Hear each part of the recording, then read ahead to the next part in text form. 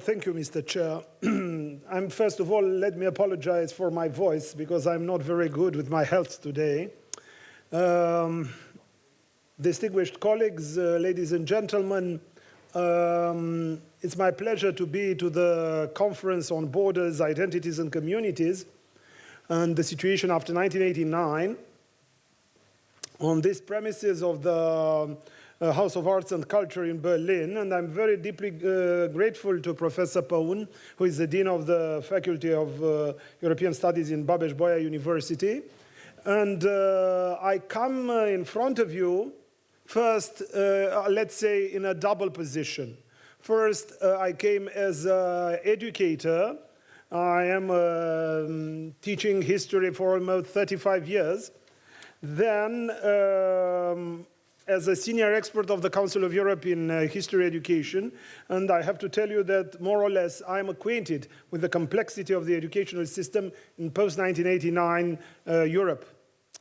My paper looks to, as the chair said, truth and teaching history without hard feelings, an approach on history, teaching and reconciliation.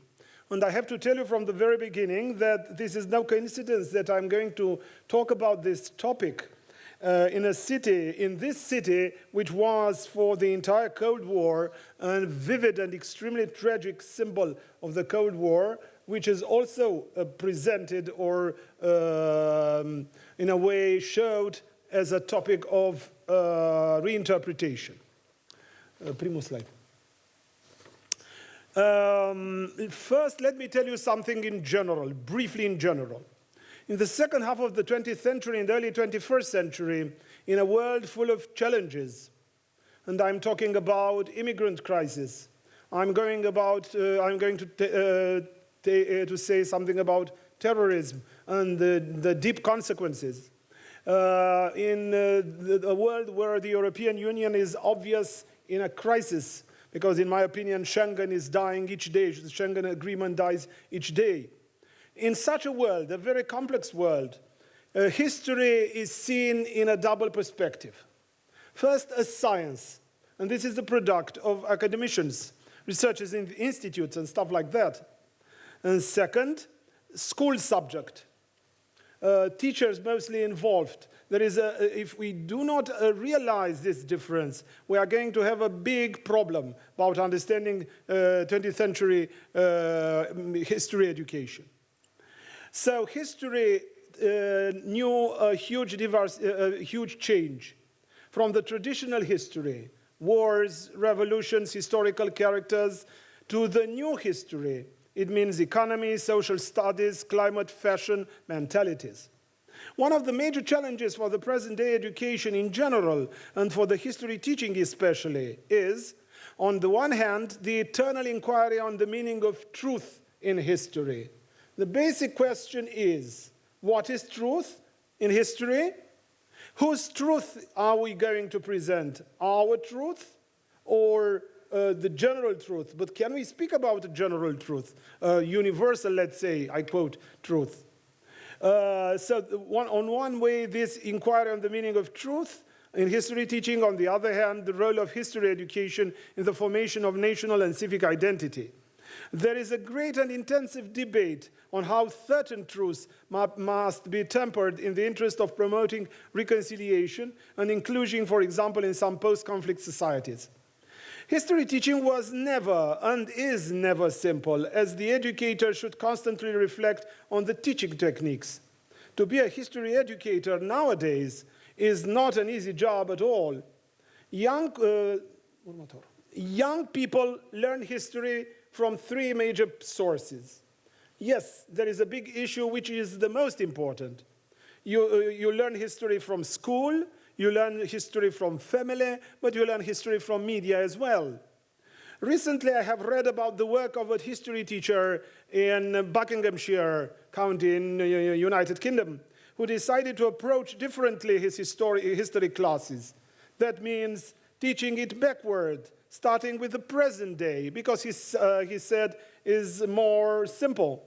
For instance, he said, here is the world around you and how it feels to live in it. What happened over the last 20 years to get where we are? what happened in the decade before that. This was a quotation.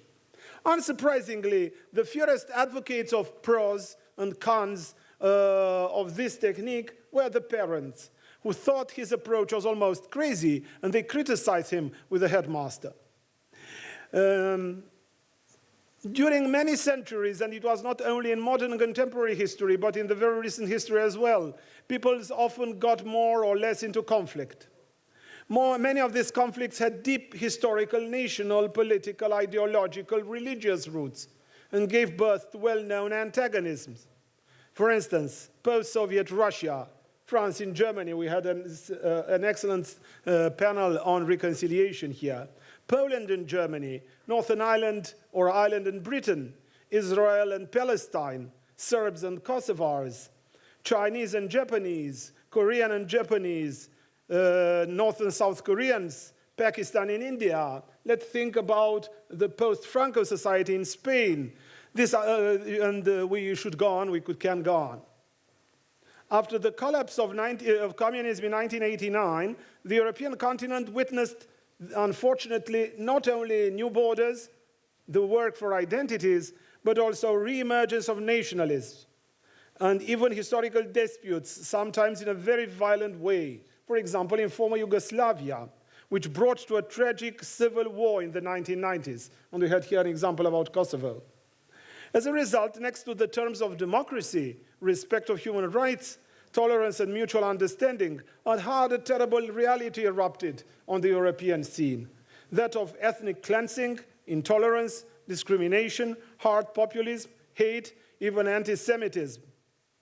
Issues like wars, genocide, political responsibility, collaboration with totalitarian regime remain as difficult as sensitive topics in history textbooks and even in the everyday history classes.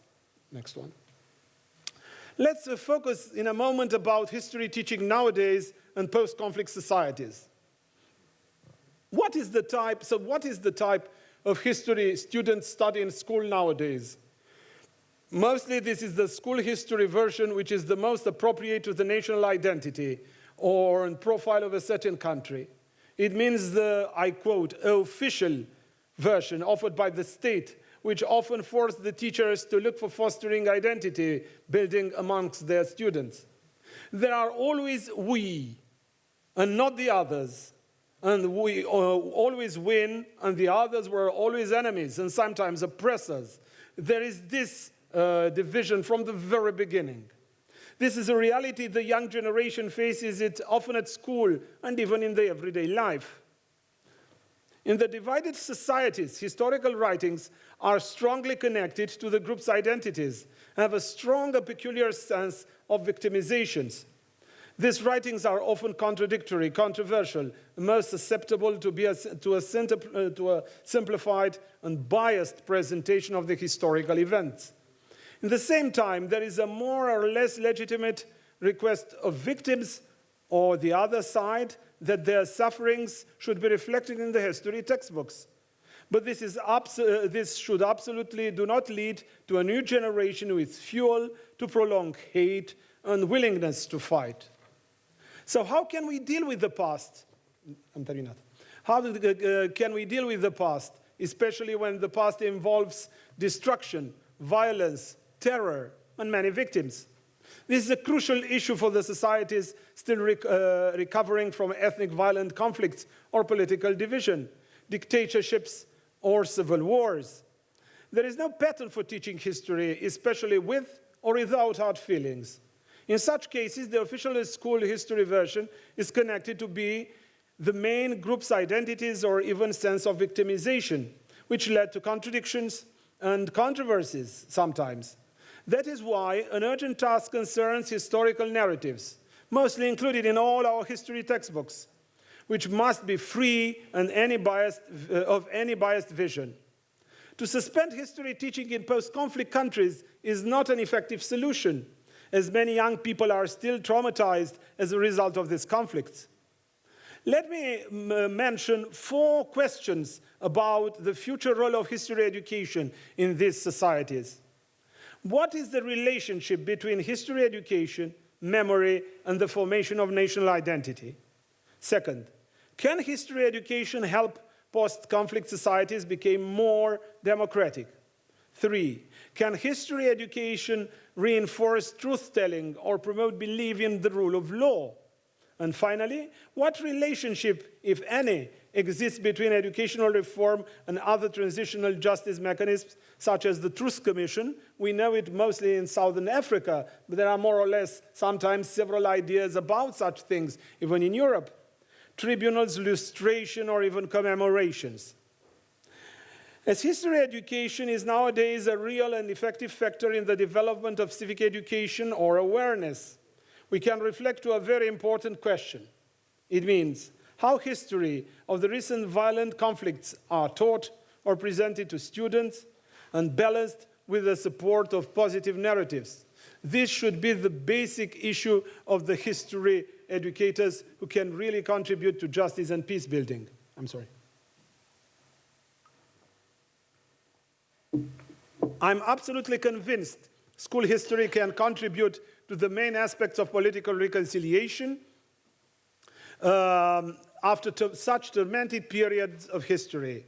In order to have a better understanding of the concept of reconciliation, we need to have a closer look on how history education can foster new relationships with former enemies or the new approaches of historic identities in the post-conflict societies. I witnessed myself the cases in North Caucasus, I mean Armenia, and Turkey, or for instance, while working for the council in Kosovo, in Pristina, several times.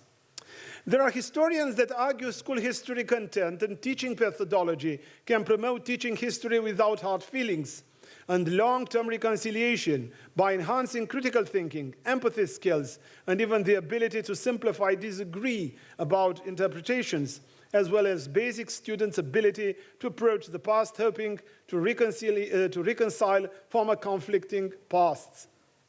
All the educational policies which focused on the reform of history education looked at a radical change of a certain community's representation of the past to promote common understanding, tolerance, peace development abilities. So, history education can play a major role in the political reconciliation. Finally, let me enumerate for you, in the conclusion, some possible, hypothetical solutions to teach history without hard feelings and strengthening the truth, which is anyway very difficult to explain and to attain in the same time. 1.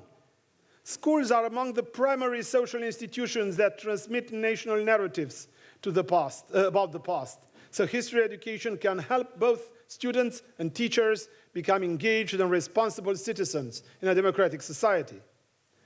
2. To reform history curricula. 3. To implement the new interactive pedagogy, active methods, often with the support of outsiders. And I'm talking here about international organizations, such as Euroclio, which is the European History Teachers Association, based in the Netherlands, and the Council of Europe, or even sometimes some projects of the European Commission.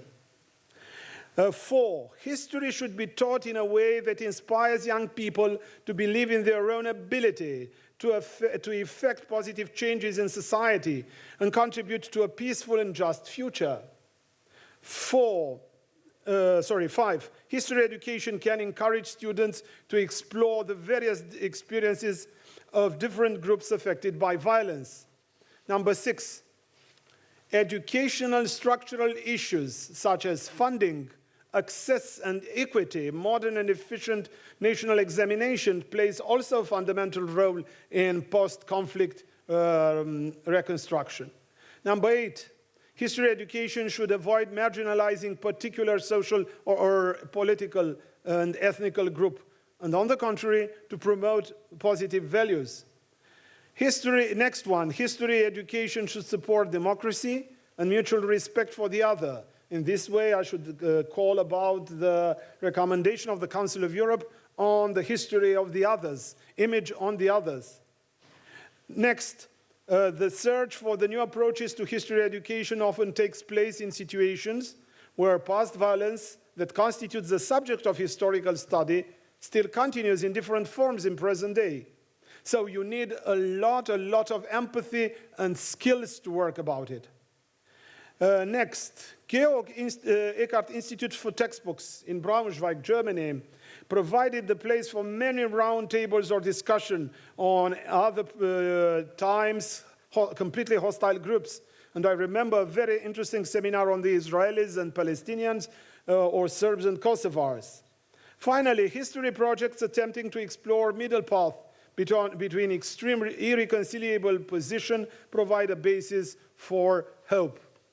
The least but not the last one, I'd like to mention, because it was an entire panel today about the Franco-German reconciliation, the case of the textbook, the German, Franco-German textbook, which inspires also the Polish-German Textbook Commission to work on that. For a certain moment, it was a discussion about a Romanian-Hungarian textbook, but unfortunately, we didn't realize it. But the best example, in my opinion, remains the common Franco-German textbook on Histoire, Geschichte, launched in 2006 by Édition Nathan in France and Ernst Klett Verlag in Germany. And this was the result of a long and successful project which aimed at a common vision of French and German on the history of Europe since its beginning. And after 2 years, 80,000 copies of the textbook had been sold in France and Germany. Finally, it is crucial for those working in the history education reform to take into account the problem of time. But time does not heal all wounds in post-conflict societies or into the world. Popular culture, movies, theater, music, literature often led the way in helping a society face a sensitive and uncomfortable truth. However, I do believe that if history educators recognize that their work matters, they are more than willing to develop a history teaching that supports a sustainable world, largely supported by the address innovative and often controversial content, as well as innovative, collaborative ways of learning and teaching. Thank you very much.